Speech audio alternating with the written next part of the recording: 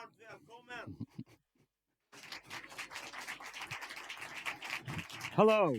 So my name is Daniel. I'm the CTO of Conversi, where we take speech recordings and transform them into actionable data. All of it in air-gapped on-prem if you want it. Now, my entire career, I felt a gap between our agile and extreme programming ways of working and how management thinks. Now, over the years, I found hints in articles, some written by people perhaps in this very room. So when I started 3 years ago at Conversi, I selected 3 modifications and additions to traditional agile that I decided to live by. 5 things that we would simply not do.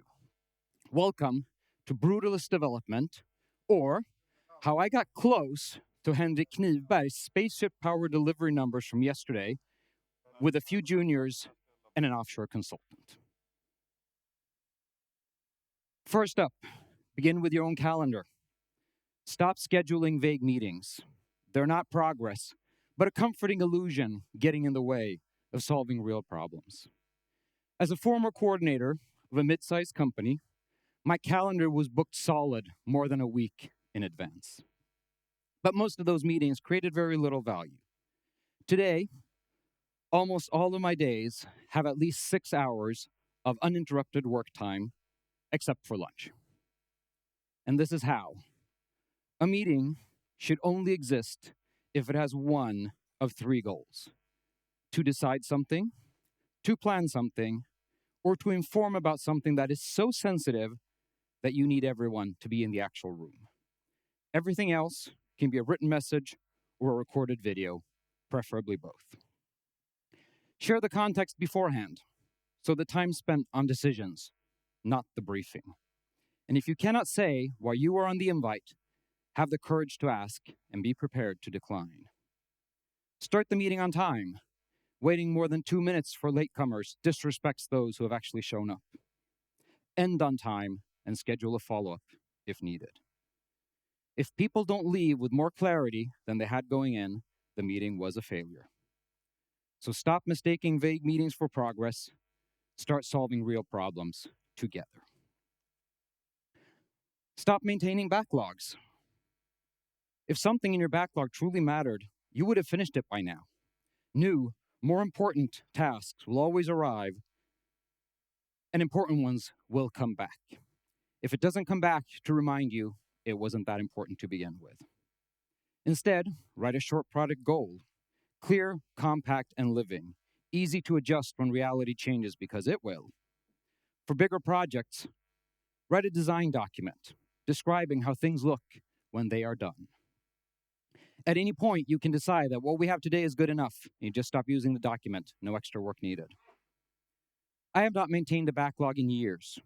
Instead, I sit with customers as they use our product. And when they hit something that's not the way it should be, I tell them, no worries, we'll take care of that on Monday. And I've yet to meet a customer who wasn't happy with that answer. So stop stockpiling backlogs you will never build. Bring clarity to what matters now. Stop guessing at estimations. The people who depend on us want to know when we will deliver, but we humans are terrible at predicting. We are, however, good at comparing, and the simpler the task, the easier it is to compare. So pick a small standard size. For us, it's about half a day of work, and break down each task until it fits into pieces of that size. Messy research tasks can get a time box of 2 days. A few years ago, I reviewed every project I had managed over the past 6 months, and I noticed something strange. Most were delayed by roughly 25%. I thought that consistency was a little weird, but then it hit me. We had started doing the important stuff first. So by the time we had run over by 25%, whatever was left wasn't that important, and we simply shipped. I realized that I have not done a time estimate in years.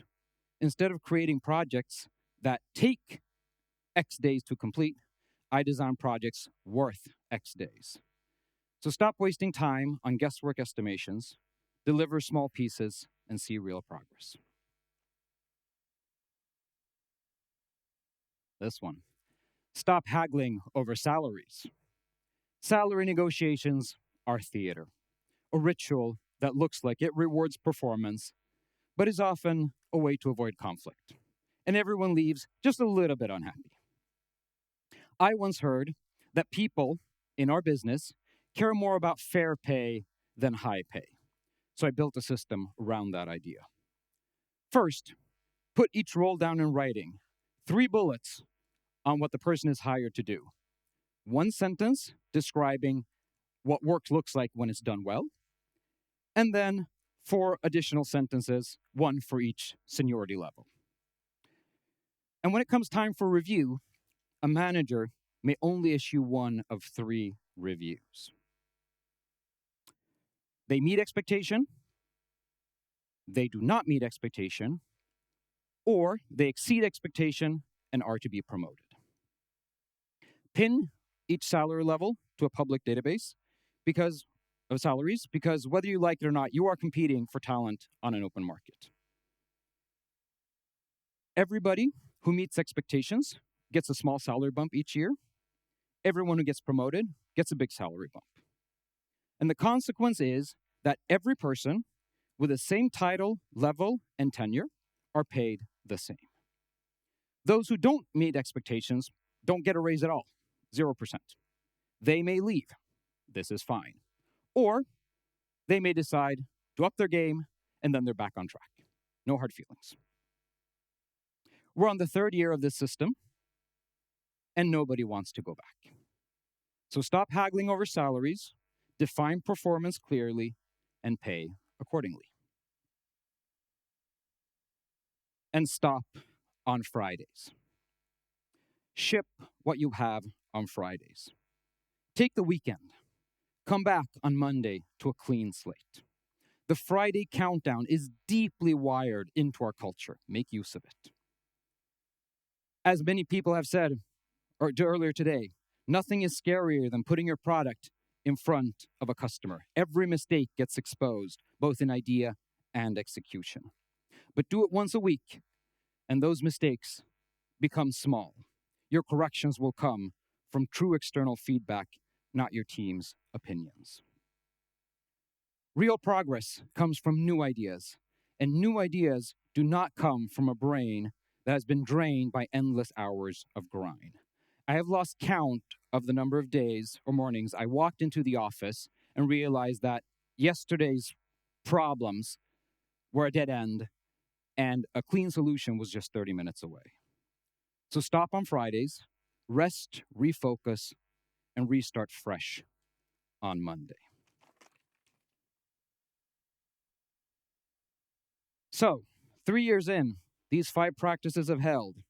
They're what remained when I stopped doing things that weren't working. And now, my team and I have the time to do work that actually matters. Because, although the items on the left are intuitive and common practice, they're holding you back from the items on the right. If you want to read a full-length version, feel free to scan the QR code.